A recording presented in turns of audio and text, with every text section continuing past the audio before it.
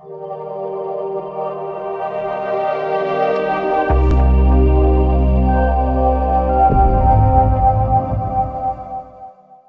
To discover Rajasthan. आज हम पढ़ेंगे केंद्रीय प्रवृत्ति के माप के कुछ इंपॉर्टेंट बिंदु। सबसे पहले हम स्टार्ट करते हैं स्थिति माध्य से। तो स्थिति माध्य ज्ञात करने के लिए हम दो प्रकार की विधियां यूज करते हैं। पहली है निरीक्षण विधि और दूसरी है बिंदु रेखा विधि। हम जानते हैं कि स्थिति माध्य में क्या क्या आता है। एक आता है मध्यिका और एक आता है बहुलक। तो मध्यिका के लिए हम यूज करते हैं तोरण वक्र या ओजाई वक्र और बहुलक के लिए आता है हिस्टोग्राम। अब हम देखते हैं कि बहुलक के क्वेश्चंस किस तरीके के आते हैं। तो अगर हमें क्वेश्चन में दिया हुआ है कि हमें सर्वाधिक घनत्व की स्थिति ज्ञात करनी है या दैनिक जीवन की वस्तुओं का आकार ज्ञात करना है या आवृत्तियों का जमाव पूछा गया है या इसके अलावा मूल्यों के अधिकतम संकेंद्र का बिंदु या माप पूछा गया है, तो इसका मतलब क्या है कि हमें बहुलक ज्ञात करना है क्वेश्चन में। इसके अलावा हम देखते हैं कि अगर दो समान फ्रीक्वेंसी हो, बारंबारता समान हो, तो हम बहुलक कैसे निकालते हैं। हमने लास्ट क्लास में देखा था। जैसे हमें कोई मार्क्स दिए हुए हैं क्लास के A, B, C, D, इनकी बारंबारता है 4, 5, 6 और 6। ये हो गया 7, यह हमने लिया 5। तो हम कैसे ज्ञात करते हैं इसमें।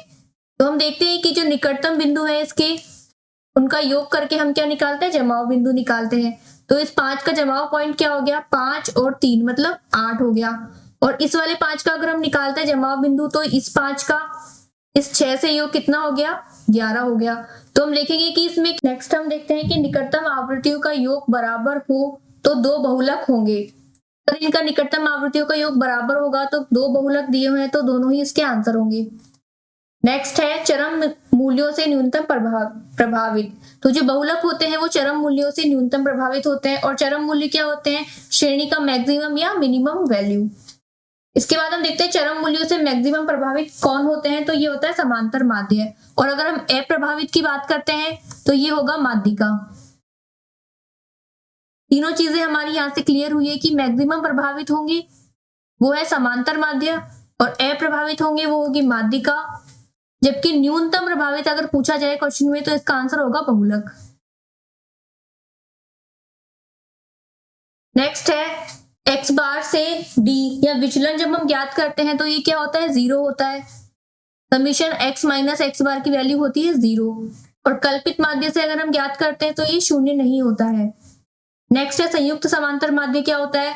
तो इसका फॉर्मूला होता है कि x बार जितने हमें एलिमेंट्स दिए हुए हैं, जितनी हमें श्रेणियां दी हुई है, उसमें x बार प्लस 1, x बार 1, n1 प्लस x बार 2, x2, n2 प्लस जहां तक की हमारी श्रेणी है, और नीचे क्या है, पदों की संख्याओं का योग। जैसे हम एक एग्जांपल लेते हैं कि x1 बार बराबर हमें दिया हुआ है 40, n1 हमें दिया हुआ है 10, x2 बार हमें दिया हुआ है 20 और n2 हमें दिया हुआ है 15। तो इसका फॉर्मूला क्या हो जाएगा, x बार 1 2, x बार 1 n1 प्लस x बार 2 n2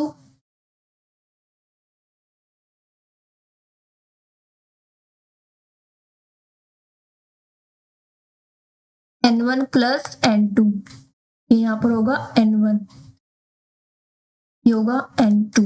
अब इसे हम फॉर्मूले में रखेंगे। x1 की वैल्यू है x1 बार की 40, n1 की वैल्यू है 10, x2 बार की वैल्यू है 20 और n2 की वैल्यू है 15। तो यहां से हम वैल्यू रखेंगे 40 गुणा 10 प्लस 20 गुणा 15 बटे में आएगा 10 प्लस 15। तो यहां से इसकी वैल्यू आएगी 700 बटा 25 यानी कि 18। नेक्स्ट हम देखते हैं कि अगर क्वेश्चन में हमें अनुपात, दर और प्रतिशत पूछा गया है तो उसके लिए हम x बार जो होता है वो अनुपयुक्त होता है, सबसे श्रेष्ठ होता है जो गुणोत्तर माध्य होता है। गुणोत्तर माध्य का फॉर्मूला क्या होता है, रूट में a गुणा 2 b गुणा c। ये क्या है, पद मूल्य, और जितने हमारे पास पद हैं उनका यहाँ पर हमें क्या करना है, n की जगह उसकी वैल्यू रखनी है। जैसे हमारे पास 3 पद मूल्य है तो यहाँ पर 3 आएगा, जैसे 4 है तो यहाँ पर 4 आएगा। और अगर ज्यादा पद मूल्य है तब हम क्या करेंगे, मोंटेसा टेबल का यूज करते हैं। इसमें क्या होता है, इसमें एंटीलॉग का यूज किया जाता है, g बराबर antilog summation log x upon n, ये इसका फॉर्मूला होता है।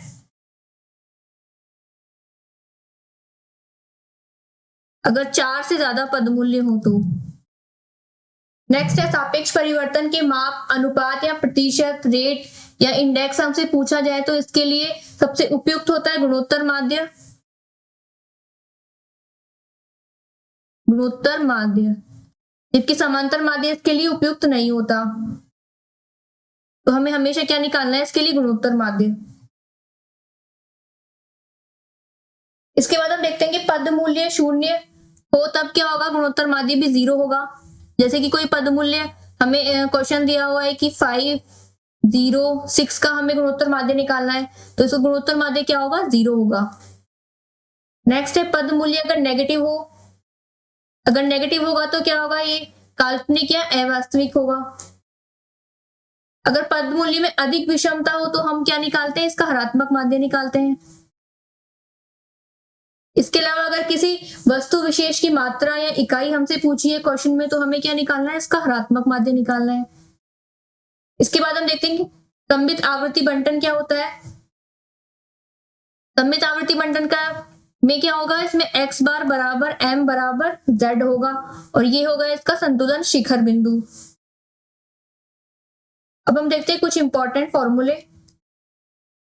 अगर हमें प्रथम प्राकृत संख्याओं का समांतर माध्य निकालना है तो इसका फॉर्मूला क्या होता है? n+1/2, या इसका फॉर्मूला होगा प्रथम हमारे पास जो एलिमेंट है, प्रथम हमारे पास जो समाक है या लास्ट है, उनको जोड़कर 2 का भाग देते हैं। और प्रथम प्राकृत संख्याओं का योग क्या होता है? n+1/2। अब हमसे x बार पूछा है यहाँ पर, तो हम इसका फॉर्मूला ऐसे निकाल भी सकते हैं। अगर हमें पता है कि संख्याओं का योग क्या होता है, प्रथम प्राकृत संख्याओं का योग n+1/2, और x बार का फॉर्मूला हमें पता है समीशन x अपॉन n होता है।